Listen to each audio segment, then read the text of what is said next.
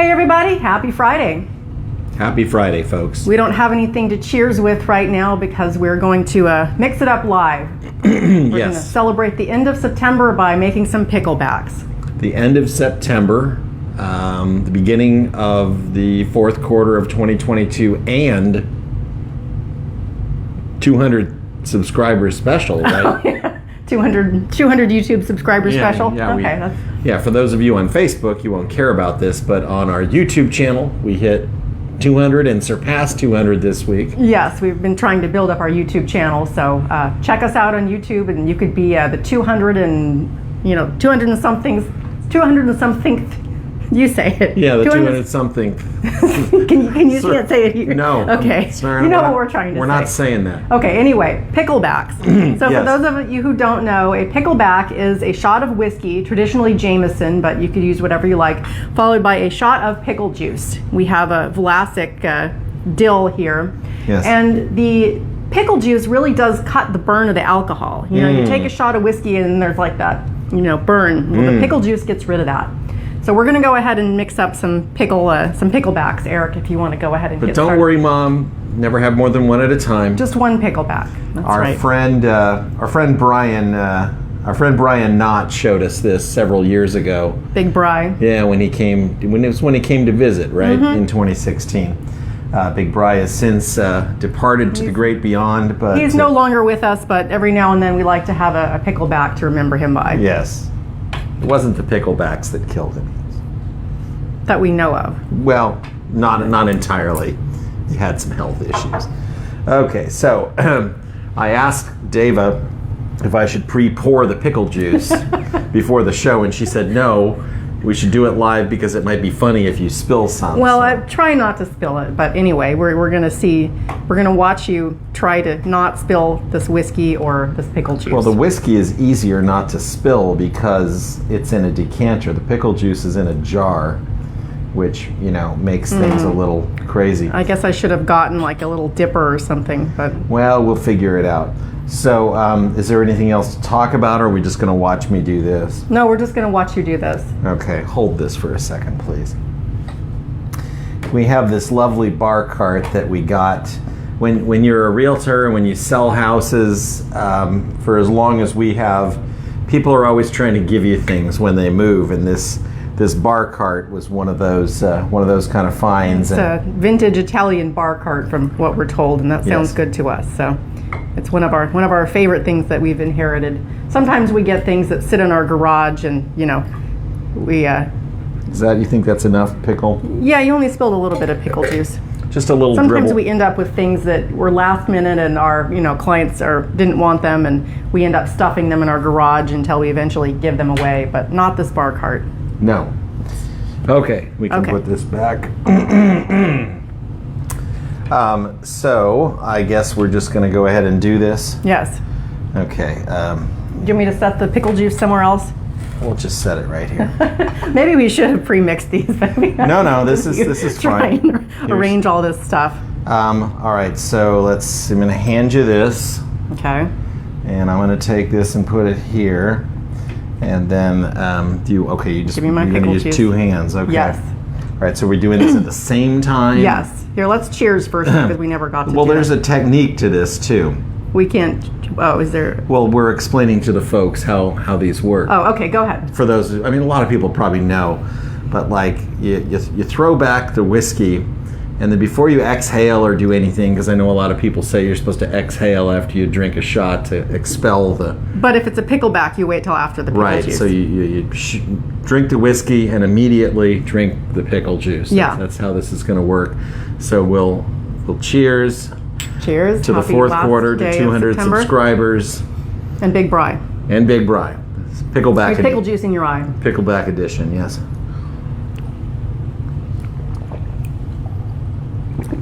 Oh, yeah. Smooth. Oh, yeah. Oh, yeah. I only spilled a little bit of pickle juice on myself. Well, there it was. The pickleback.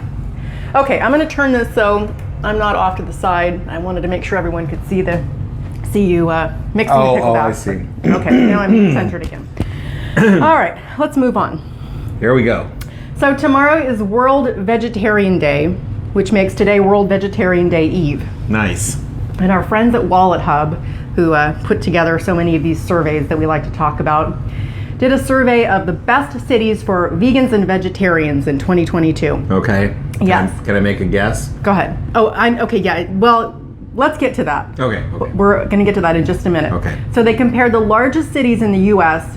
to determine the best place for following a plant-based diet. Okay. San Diego was 9th overall. Okay, so guess number 1. And I guessed before I saw it, and I guessed correctly. Well, I'm going to guess it's either San Francisco or Portland, so I'm trying to decide which is which. Okay, well, you have to pick one. Portland. Yes, that's correct. That's what I picked too, Portland. Number 1. Number 2 is a surprise to me, Orlando. Really? Yeah. That is a surprise. I've never been to Orlando, but apparently it's a good place for Cracker vegans. Barrel has vegan sausage now. Okay. Maybe that's what they're going on. Number 3, LA. Okay. I don't know. LA has a diverse population, so okay. Yeah, well, there's lots of Hollywood types, I guess. There you go.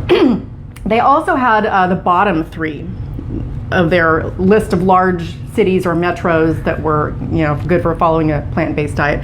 So the bottom 3 were all in California. Okay, so can I guess number 1? Yes. Is it Bakersfield? No, Bakersfield wasn't even on the list, I don't think. All right, I failed. Okay, so Chula Vista. Yeah, All is the worst, apparently, according to Wallet Hub. Second worst, San Jose, which also is surprising because they have a diverse population. And then third worst is San Bernardino, the metro area. Okay. All right, anyway. Wallet Hub, good job. Yeah, thanks. I guess they have to keep coming up with something to post their blogs about. What else happens at Wallet Hub? They just post a bunch of blogs about random useless stuff, I think. I mean, I'm sure they have a purpose, but I don't know what it is. Well, that's an interesting survey, and I guess, I agree. I've never actually tried to be a vegan or vegetarian in Portland. I just assumed that was number 1. That's the place to go. They probably didn't even do a survey. They just wrote that down. Yeah, everyone just knows. Yeah. All right, so I guess we should talk about the market. Do we want to talk about, okay, let me phrase that. Should we talk about the market? That's kind of in a weird way why we're here. Yeah, that is why, not exactly why we're here tonight, but it's the overall reason why. It's the overall theme of the I think gathering. if we weren't in real estate, we might still be doing a live show, but it wouldn't be, I don't know. It would be later at night. Yeah, there'd be different stuff going on. So yes, real estate is the reason that we're here. The reason for the season. Essentially, and the market. I've done a couple of neighborhood update videos. We have lots of videos about this, So it's not like I'm giving you any new information here. The bottom line right now is, rates, we just got hammered this week. Yeah, rates are driving the market, and prices are slipping a bit here in San Diego and everywhere else. We said this was, we were telling people 6 months ago, 5 months ago, if you want to sell now. And some people listened and some didn't. People never believe how fast things can change. And that's what we always said too. The one constant in Southern California real estate is change. And when things change, they change fast. And this is no exception. And people say, how could it happen? Well, think about how fast prices were going up last year, earlier this year. You had the last house in the neighborhood that closed at 1.35, and then the next house comes on the market and you're shocked to find out that there are offers over 1.5. That's how fast it goes up. And we were telling people the whole time, this isn't sustainable. It's great if you want to sell your house. You might want to jump on it because it's not going to last forever. Right. And here we are. And it hasn't. And so the converse is true. The curve can go up very, very quickly, and it can go down just as quickly. And right now it is. And we're still up year over year. It's just I guess we'll have to wait till the next set of monthly data comes out. Yeah, the year over year numbers were still up, but it's dropping. Slipping a bit is what that's what you said. I'm going to characterize what's going on now as dropping. Nobody knows where the bottom is, though. No. You see people on Reddit and they're like, oh, it's going to crash way harder. And, maybe not. Maybe this is the bottom. And bottom line, anybody who tells you that they know what's going to happen, nobody knows for sure what's going to happen. Nobody does know for sure what's going to happen, although I can tell you that once a trend is established, once momentum is, and I'm pointing down, once momentum is established in a direction, it will keep going that direction until some other force acts on it.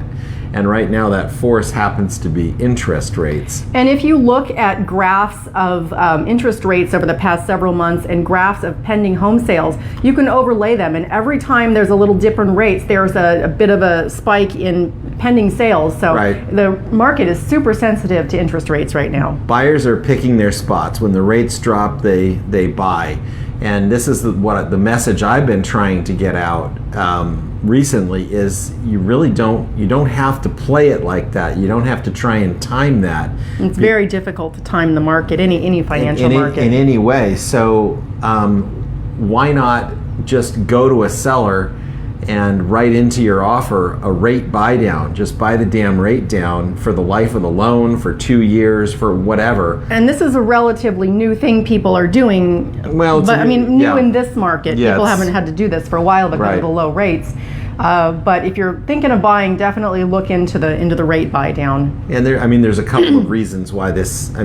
First of all, when rates are in the twos, you don't need to buy down the rate. And when the market is a super hot seller's market, you can't ask a seller for anything. Well, things have changed. And, earlier, a few weeks ago, people are saying, oh, this isn't a buyer's market yet. It really kind of is at this point. It's trending that way. It's a buyer's market. I've seen enough evidence now to tell you that we have moved out of seller's market. We have enough active listings on the market. Yeah, right. When I'm juggling 3 active listings or more, and the kinds of calls that I'm having, it really is more or less a buyer's market. The only thing that isn't really a buyer's market about this is that there's not a lot to choose from. Yeah, the inventory is still low, which is changing the supply and demand dynamics. It's the pickleback. That was kind of a tongue twister. I know.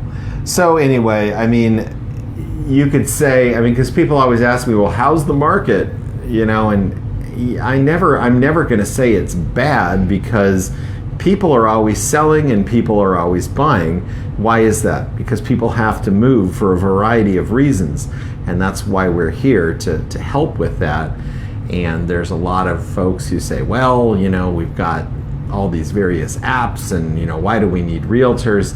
You need realtors because there's just too many steps in the process. There's too many human beings involved. So many negotiations that need to happen. It's not just the original, the original contract with the price and the terms. Along the way, there are so many different things that need to be negotiated, so many different moving parts to the transaction that you need someone who has a lot of experience and is really on top of it to guide you through. And now more than ever, for sellers, I'm just telling you, this isn't ego talking. You need us. You, Mr. Seller and Mrs. Seller and folks, non-binary seller. Well, whatever kind of folks want to buy and sell homes. If you're a seller, you need us to help you. You need our expertise. You need our relationships. You need it all, because that's what it's going to take to get your home sold right now. When the buyer's agent calls me, I'm going to have a conversation about the comps and about the price and about potential rate buy downs and all these things to get your home sold. We're in a different space than we were a few months ago. Very different. And I was resisting it for a long time because it's not necessarily the funnest part of my job to have negative conversations with sellers and explain to them that the home equity you thought you had is it isn't what you thought. Not that anymore. Yeah, because it's very difficult for a seller, and we know because we own a home, it's very difficult to mentally let go of that money that wasn't really yours. It's an unrealized gain until you cash out. Unrealized gains in any financial market are just that. They're unrealized gains, and you cannot get attached to them because they can vaporize as quickly as they appeared. So eventually, I'm talking about like my stocks as well too. I'm watching them go down. It's like, but I'm not planning to move anywhere out of our house. I'm not planning to sell my stocks for a long time. So as I'm watching them go down, I'm kind of imagining when they go back up and how sweet that's going to be, because it's Right. going to happen eventually. I don't know when, but it's going to be sweet. Well, and I've had other people ask me, why the hell would anybody buy now? Well, I mean, because for one thing, if you're renting, that's like 100% interest. I mean, why would you keep doing that if you don't have to? And even if you buy right now, you can negotiate a great deal with a rate buy down. Your payment can be affordable, likely less than you could rent the same house for, and the home may depreciate more in the next few months or the next year or even 2 years. It might not. It might not, but even if it does, it doesn't matter unless you're planning to sell the home next year or the year after. Property, it is an investment, but your primary residence isn't necessarily an investment. It's a place to live, and it's an investment, but if you hang on to it long enough, you're going to be positive. So like, you buy a house now, the market goes down, say it goes down another 10%, 15%. In 10 years from now, it's going to be worth way more than that, unless the entire world is not the world that we know anymore, which I don't believe is going to happen. I think we're going to figure this all out. 10 years from now, when you're way up from your original purchase price, you're not even going to be thinking about that first year or two where things were flaky. So that's why people would buy now versus later. Just is. Yes. That's the market. The market. I think we should move on from that discussion and talk about happier. Let's talk about some good news at the Wild Animal Park. Ooh, and I know that it's known by a different name, but when John and Alex were small, and I would take them to this place, that was what it was called. So I feel like I've dragged enough small children to this place that I can call it whatever I want, and I'm going to call it the Wild Animal Park. Sure. I think our friend Andrew Schultz, who works for the San Diego Zoo, might wish we would call it the Safari Park. He would call it the Safari Park probably, and that's fine. But anyway, there's good news there. So fine people on both sides. Yes, that's right. Whether you like to call it the Wild Animal Park or the other name, I think we can all agree that it's a great place. Yeah. So they have successfully cloned the world's first, and I hope I don't pronounce this wrong, Przewalski's horse. Yes. And introduced it to a member of his own species. So this horse, they cloned the horse. He's a couple years old now, was born in August of 2020. It was cloned from the DNA of a male horse that was preserved 42 years ago. Wow. The DNA was preserved, not the horse. Wow. So this horse's name is Kurt. And I think that's a great name for a horse. I really like that. What's up, Kurt? Yeah, we have a good friend named Kurt. It's a good name all around, but for a special horse, Kurt, I like it. So the DNA from the parent horse was preserved 42 years ago? Yeah. So they froze some DNA from a horse, and they've made a new horse that is genetically identical to that horse, Kurt. So they just put him in with another horse who's a similar age to him, Holly, a young female of the same species. Ooh. Well, apparently Kurt is too young to really have a girlfriend, but she's supposed to teach him, how to be a horse, because these are they're normally raised in herds. Oh, okay. So Kurt wasn't. I'm not sure what they did with him for the first 2 years, but well, let me see if I can get this straight. Unless you were planning to explain this, cloning. So they take the DNA from the 42-year-old DNA goes where? Up into an empty egg. Okay, so they take an egg from a female horse and they empty the DNA out the genetic contents. I think they still need the mitochondrial DNA because that only comes from a female. And I didn't read this in the article. I only know this because I have a degree in biology and used to work in the biotech industry. She does. A long time ago. It's true. But anyway. Mitochondrial DNA. This could all be wrong. I could be remembering incorrectly, but they take an empty egg from a female and put the DNA in there and hope that the egg continues to divide and form an embryo. And in Kurt's case, it worked. So, okay, mitochondrial DNA, for those of us who are laymen, is the mom DNA, the DNA well, from the mother? Piece of DNA that codes for mitochondria, which is kind of like the powerhouse of a cell. Okay. But anyway. So now, okay, so you put the old horse DNA into the egg, and the egg has to be fertilized somehow, right? Well, that's it. Oh, that is okay. Okay, all right. Okay. Oh, so you don't need the. You need 2 copies of every chromosome in there. Yeah. So if they're usually you get 1 copy from the mother and 1 from the father. Yeah. But if you get both copies from just one individual and put them in there, then that's all you need to make an embryo. This is wild, wacky stuff. I'm tempted to say that in a Johnny Carson voice, but I'm not going to because Alex is in the other room and she doesn't want to hear my Johnny Carson impression. I could be remembering any of this incorrectly. I didn't know we were going to get into the nuts and bolts of cloning. To the best of my recollection from 20 years ago of doing biotech stuff. That's how it works. I think most of us just think cloning is like, I don't know what most of us think cloning is. Now that you've explained it, I remember reading this before, and that sounds mostly like how it is. So anyway, Kurt the horse is doing well at the wild animal park. Apparently, he's running and playing with Holly, the other one. Right. So these horses, these Przewalski's horses, they're critically endangered wild horses found in Mongolia. They're the last wild horses ever, according to Wikipedia. So I guess there's a few of them in the wild, but mostly they all live in zoos. And they need Kurt for genetic diversity because basically the ones in the zoo are all related to each other. Oh. So they need to bring in some fresh DNA, and that's Kurt. Wow. Yeah.